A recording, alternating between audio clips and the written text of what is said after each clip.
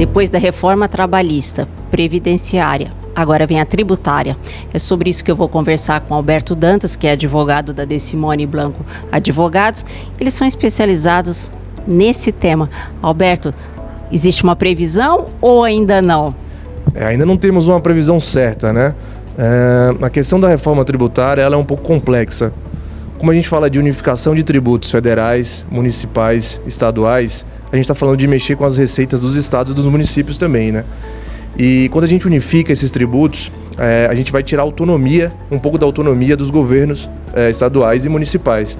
Então não é tão simples assim.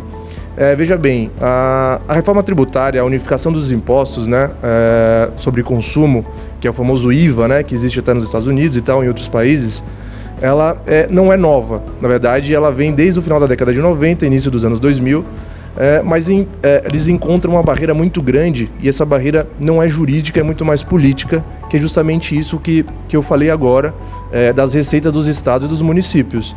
Então, como os governos estaduais e municipais vão perder um pouco da sua autonomia, encontram uma barreira muito grande no Congresso para aprovação. Então, esse é o principal entrave que eu vejo, é muito mais político do que jurídico, tá? Para o consumidor, isso seria interessante porque o imposto já sai na hora, quer dizer, ele já sabe quanto que ele está pagando de imposto, é isso? Perfeito. O consumidor saberia exatamente quanto que está pagando de imposto, exatamente como acontece nos Estados Unidos, né? E a proposta da reforma o cálculo do imposto seria por fora, né? Hoje a gente tem um sistema tributário absolutamente complexo que incide tributo sobre tributo, tem efeito em cascata.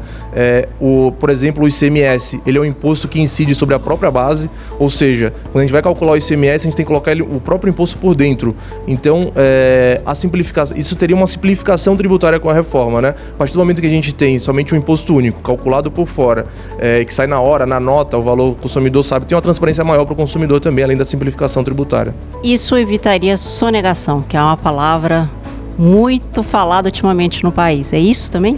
Para responder a sua pergunta objetivamente, a gente tem um viés de tentar diminuir a sonegação, mas como a gente vai terminar, inclusive, com a substituição tributária, a gente pode aumentar um pouco a informalidade. O que isso significa?